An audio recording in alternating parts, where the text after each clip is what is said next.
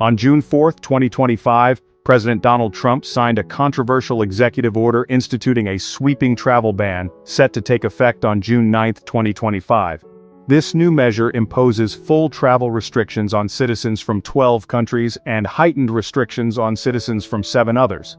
The administration justified the decision based on national security concerns, citing the need to protect the United States from potential terrorist threats. The timing of the executive order is significant, coming shortly after a violent attack at a pro-Israel rally in Boulder, Colorado. Although the attacker in that incident was reportedly from Egypt, a country not on the ban list, it has been used as a rallying cry for those supporting heightened vetting processes. This juxtaposition highlights the complex web of narratives surrounding the ban and its purported justifications. In his statement, President Trump emphasized the importance of safeguarding American interests, drawing parallels to past incidents in Europe.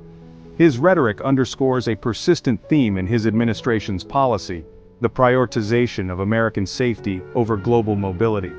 As this executive order takes effect, the international community watches closely, anticipating the ripple effects it will have on international relations, educational exchanges, and diplomatic engagements. The executive order specifically targets citizens from 12 countries, imposing a full travel ban. These countries include Afghanistan, Chad, Republic of the Congo, Equatorial Guinea, Eritrea, Haiti, Iran, Libya, Myanmar, Burma, Somalia, Sudan, and Yemen. The choice of these countries, according to the White House statement, is based on their purported failure to meet U.S. security and information sharing standards. The administration claims these nations lack adequate screening and vetting capabilities, posing potential risks to U.S. national security. The decision to single out these countries was not made arbitrarily.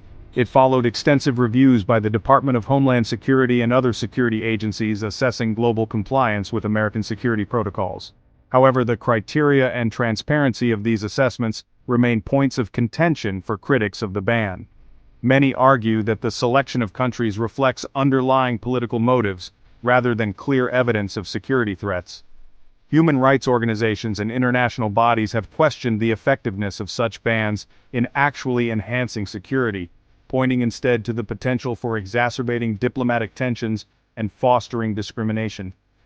This travel ban is part of a broader strategy articulated by President Trump to prevent incidents of terrorism and protect American citizens. The new travel ban is not the first of its kind under President Trump's administration. His approach to immigration and national security has been marked by a series of restrictive measures since his first term in 2017. The initial travel ban targeted 7 predominantly Muslim countries, namely Iran, Iraq, Libya, Somalia, Sudan, Syria, and Yemen. This move was immediately met with legal challenges, sparking widespread protests and debates about its constitutionality and ethical implications. Despite the legal hurdles, a revised version of the 2017 ban, which included North Korea and certain Venezuelan officials, was ultimately upheld by the U.S. Supreme Court in 2018. The court's decision solidified the president's authority to impose such measures in the name of national security. In January 2021, upon taking office, President Joe Biden rescinded these travel bans, marking a shift towards a more open immigration policy. However, with Trump's return to office, the reinstatement of a similar travel ban underscores a reversion to more stringent measures. Section 4. Immediate impact on visas and education. The travel ban affects visas and education, impacting tourist, business, and student visas. Visas issued before June 9, 2025 remain valid. The ban raises concerns about access to U.S. education for students from affected countries. Universities may struggle with diversity and financial impacts. Exceptions exist for special immigrant visas for Afghans employed by the U.S. government. Many Afghans with pending cases face challenges entering the U.S. Section 5. Global reactions and broader implications. The announcement of the travel ban has elicited strong reactions from international bodies, human rights organizations, and critics worldwide. The African Union Commission, among others, has expressed concerns about the potential negative impact on educational exchanges, commercial engagement, and diplomatic relations.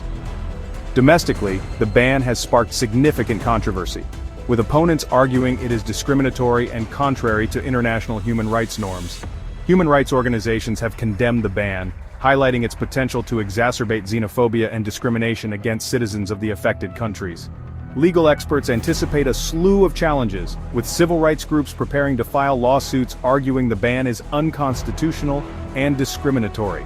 Supporters of the ban, however, argue that it is a necessary measure to protect the United States from potential terrorist threats.